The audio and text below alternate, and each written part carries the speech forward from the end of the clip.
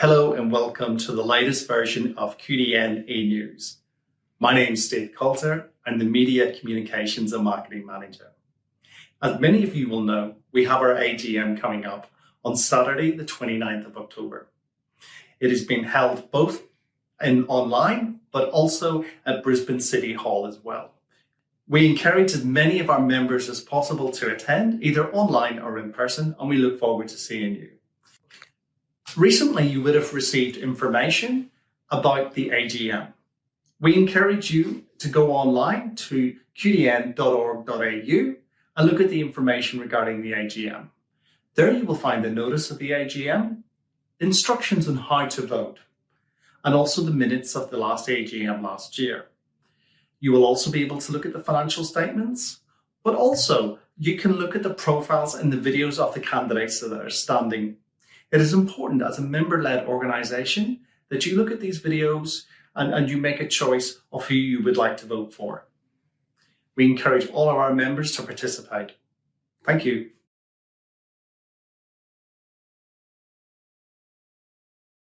Hi and welcome to this week's version of E-News from QDN. My name is Sharon Boyce and I am the Deputy Chair of the Board. There's lots of things to get through this week and there's lots of very exciting things happening. I'm really excited about QDN's 20-year celebrations. We had our party here in Toowoomba last week and it was really great. So many people have put in to make this day good and a real thing to remember. We had sample bags, we had cake, we had dancing, we had stories, we had video. And thank you especially to Nadia, who put in a lot of work to this session. And also we were really excited to have both Troy and Danielle visit and be part of the session in Toowoomba. We've got the information linkages and capacity building Have Your Say survey coming up. We want everybody to really put something into this survey, and people with disability and their families and carers really can make a difference in this space. And in recognition of your time to complete the survey, QDN is going to provide you with a $25 gift voucher. So put that in and get your, ideas and information shared in that space.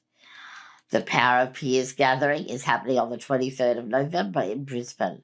So try and keep that date free if at all possible. And remember, there's celebrations across the whole state. So if you're visiting somewhere, see if there's a party happening for QDN in that spot. There's lots of new stuff being gathered and resources developed from Queensland Health about COVID-19. There's a lot of changes happening in this area, and people with disability and disability service providers need to be up to date with this. Have a look under the video for the extra things that will be able to be explored and discovered more when you read through the different information. There's some changes to really how we're going to react to COVID in the community. There are some differences in vaccination requirements and differences in the isolation periods as well for people who have COVID. And it's something that we really have as an ongoing conversation, and it's good to remain up to date with that. And you can with the information that QDN will supply and the Department of Health will supply as well. Do you want to start your own business in the disability sector? Something very interesting coming up. ACU CoLab, the Disability Incubator Series, is an 8-week in-depth learning program designed to educate further change and future change makers about the practical components of establishing or growing a business within the disability sector. Jump on and join into this. You can really make a difference and be a leader in this space. We have the Natural Disaster Advocacy Program. The Queensland Advocacy for Inclusion are providing a specialist program that provides legal help to Queenslanders with disability in natural disasters. They can help if you were impacted by the 2022 floods or if you think you would be at risk of harm in other natural disasters. Again, look below the video for more information about this. And then there's also a whole lot of things coming up with the Metro North Hospital and Health Service Board.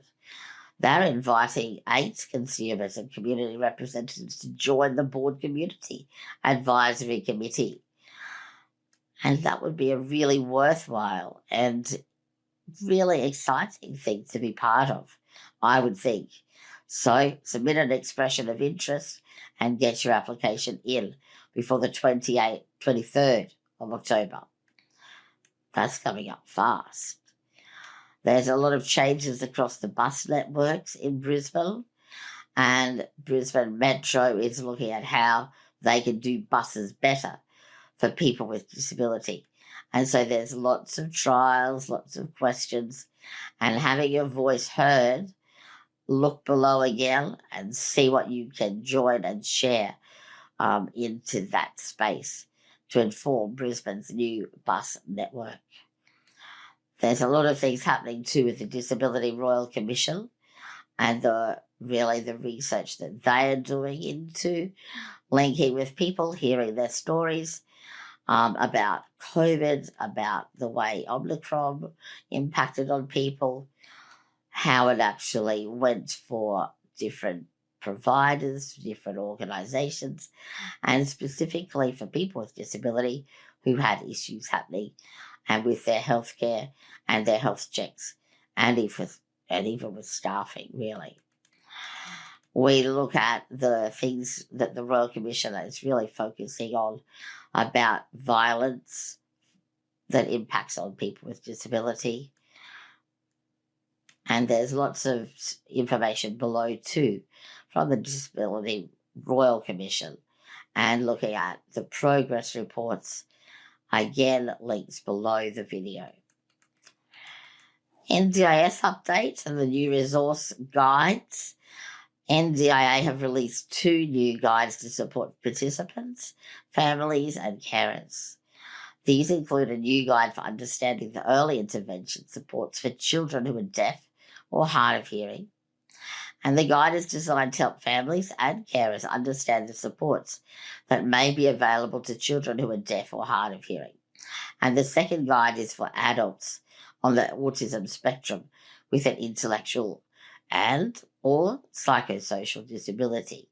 It provides information to help participants think about their social and participation goals and who they can speak to for support working towards these goals. There's also some faster and easier access to minor home mods, and you can look at the NDIS Home and Living page to really get more information and read some more about that. And also, there's a real focus on a faster hospital discharge for NDIS participants. The NDIA has begun work on a new plan to reduce the time taken for participants to be discharged from hospital. It is hoped that the plan will make a simpler process and faster decision-making with better outcomes for participants and families as a result. And that is happening on the ground now. It's exciting. There's lots of things happening. We've got the QDN board AGM coming up very soon. There's lots of things to look at, so just join in and keep, really checking out the latest updates to the QDN website. Hope you guys are having a great week. Look forward to seeing you all at our 20th celebration at City Hall.